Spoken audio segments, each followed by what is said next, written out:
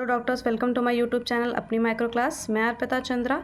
आज जो topic cover करने वाली हूँ वो है pure culture of staphylococcus aureus. तो ये प्योर कल्चर का सेकेंड डे है। फर्स्ट डे का वीडियो मैंने ऑलरेडी अपलोड कर रखा है। आई होप आप लोगों ने देख लिया होगा। तो आज हम देखेंगे कि स्टेफाइलोकोकस ऑरियस के केस में हमें सेकेंड डे क्या ग्रोथ मिलती है कल्चर प्लेट पे देखने को, ठीक है। और फर्दर हम कैसे कंफर्म करेंगे स्टेफाइलोकोकस ऑरियस को लास्ट तक कैसे प्रोसेस करते हैं after the observation of their colonies on different agar plate. तो आज हम इस वीडियो में सेकेंड डे पे क्या परफॉर्म करते हैं वो देखने वाले। फाइन। सो फर्स्ट डे हमने देखा था कि स्लाइड कॉग्लेस और ट्यूब कॉग्लेस पॉजिटिव आ रहा है in this particular staphylococcus aureus culture. हम स्टेफाइलोकोकस ऑरियस की कॉलोनी को यूज़ करके स्लाइड कॉग्लेस और ट्यूब कॉग्लेस कर रहे थे, तो वो हमें पॉजिटिव यहाँ पे सीन हुए हैं। फाइन। बेसिकली होता क्या है कि जब हम कल्चर कर रहे हैं किसी स्पेसिमेन को, एक तरह से ये मान के चल रहे हैं कि हमें नहीं पता है कि कौन सा बैक्टीरिया है। तो उस केस में हम किस तरीके से उस बैक्टीरिया को प्रोसेस करेंगे, उसके अकॉर्डिंग ही हम इन सारी चीज़ों को परफॉर्म कर रहे हैं। तो जब हमने न्यूट्रिएंट अगार पे नॉर्मली किसी स्पेसिमेन को कल्चर किया, देन हमें कुछ ग्रोथ उससे मिली और हमने ग्रोथ को टेस्ट किया तो स्लाइड कॉग्लेस पॉजिटिव और ट्यूब कॉग्लेस पॉजिटिव सीन हो रहे हैं। फाइन। तो हम उसको डिफरेंट कन्फर्मेशन के लिए for the bacterial strain confirmation we will draw it to the blood agar, MacConkey agar and different media. तो देखेंगे कि हमने जो मीडिया में कल्चर लगाया है उस मीडिया में हमें क्या ऑब्जर्व हो रहा है। मैं आपको बता दे रही हूँ कि ये स्टेफाइलोकोकस ऑरियस का बैक्टीरिया है, इसलिए ताकि आप एक पॉइंट ऑफ व्यू लेके चलें कि हाँ, स्टेफाइलोकोकस बैक्टीरिया की ग्रोथ डिफरेंट अगार में इस तरीके से आती है। लेकिन अभी हम ये मानकर चल रहे हैं कि हमें नहीं पता है कौन सा बैक्टीरिया है। तो हमने सिंपल कॉलोनीज को ड्रॉ किया है ब्लड अगार पे, मैकोनिकी अगार पे एंड डिफरेंट कल्चर। तो यहाँ पे हम देखते हैं कि क्या क्या हमें चीज़ें ऑब्जर्व हुई हैं। So there is a colonies on blood agar 1 to 3 mm size की कॉलोनीज होंगी, सर्कुलर होंगी and smooth convex. Opaque colonies होंगी pigmented with beta haemolysis, because staphylococcus aureus beta haemolysis cause करता है। तो यहाँ पे बीटा हिमोलिसिस हमें देखने को मिलेगी। And there is a content of blood agar which included the nutrient agar and the 5 to 10% sheep blood and we will hold it to the 45 degree Celsius, then we can make the blood agar. ठीक है, तो यहाँ पे मैंने content लिख रखा है media का।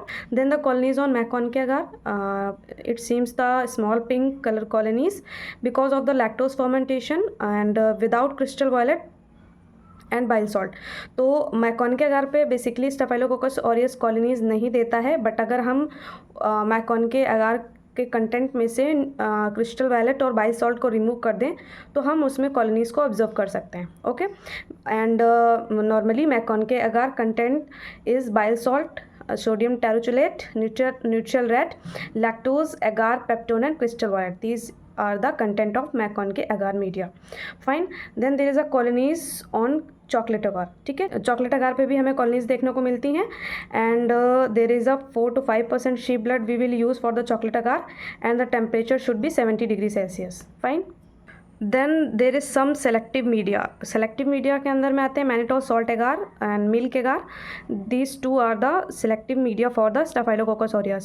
सो because of the slide coagulase and tube coagulase test positive, यहाँ पे हमने स्लाइड कॉग्लेस पॉजिटिव और ट्यूब कॉग्लेस पॉजिटिव देख लिया है, तो ये हम एजम्पशन कर रहे हैं कि it can be staphylococcus aureus. So उसको कन्फर्म करने के लिए यहाँ पे हम मैनिटोल सॉल्ट एगार का यूज़ करेंगे और मिल्क एगार का यूज़ करेंगे। मिल्क एगार बेसिकली पिगमेंट इन्हांसमेंट के लिए होता है, तो ये कर सकते हैं। So what we will observe in the mannitol salt agar, it gives the yellow colour colonies and because of the pH decreased due to the ferment of mannitol, so staphylococcus aureus confirm हो जाएगा अगर इसमें yellow colour colonies आ जाती हैं। तो nutrient अगार इसमें होता है 1% मैनिटोल होता है एंड 7 to 5% NaCl होता है एंड फिनॉल रेड।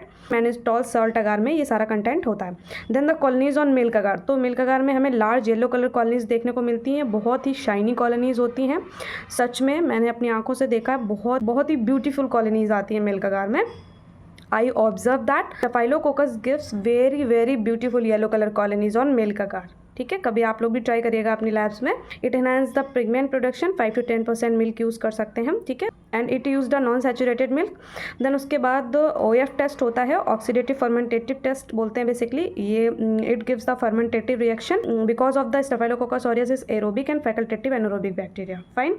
और ऑक्सीडेटिव भी होता है, but is a different bacteria micrococci which gives the oxidative in OF test. Fine. So tube coagulase हमें पॉजिटिव मिलेगा in bio biochemicals, urease positive होगा because of the hydrolyse urea, MRVP will be positive and mannitol ferment.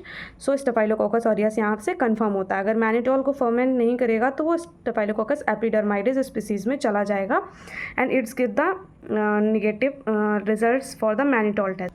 Then there is also a phosphatase test. इसमें staphylococcus की colonies हमें pink colour की दिखाई देती हैं and this is the principle, you can read it and you can also take the screenshot.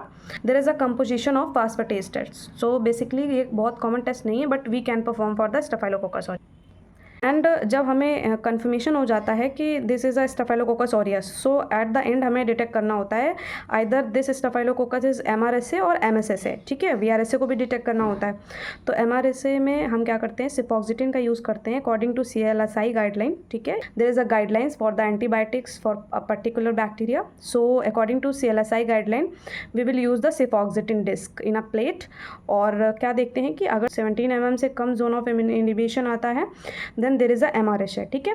18 to 20 mm zone of inhibition है then there is a intermediate sensitive and if there is 21 mm zone of inhibition then this is the MSSA. Okay, fine. And if we are using oxacillin disc, so it requires some special conditions like 2 to 4 NaCl 30 degree Celsius for 24 hours incubate करना है and also there is a oxacillin screening agar, so we can use it also.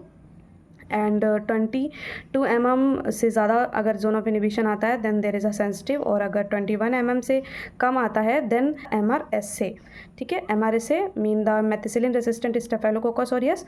So in drugs को हम use करके पता कर सकते हैं कि स्टेफाइलोकोकस ऑरियस मेथिसिलिन रेसिस्टेंट है या नहीं है।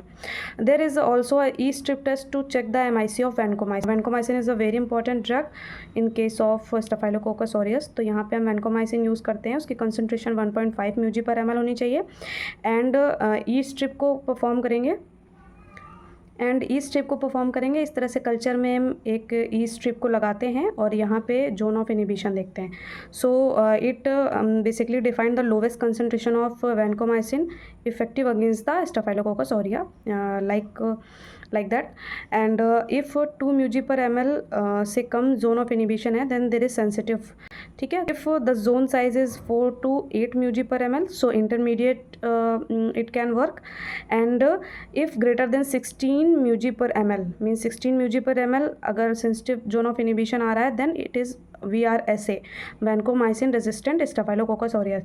So here I have written the 2 mg/ml, ये जोन ऑफ इनिबिशन आया है, सेंसिटिविटी आई है। सो 2 mg/ml है अगर जोन ऑफ इनिबिशन, इसका मतलब this is the sensitive for the vancomycin, fine. So 50 mg/ml calcium for the daptomycin. अगर हम डैप्टोमाइसिन यूज़ करें तो यहाँ पे कल्चर प्लेट पे हम 50 mg/ml कैल्शियम यूज़ कर सकते हैं, ठीक है, फाइन।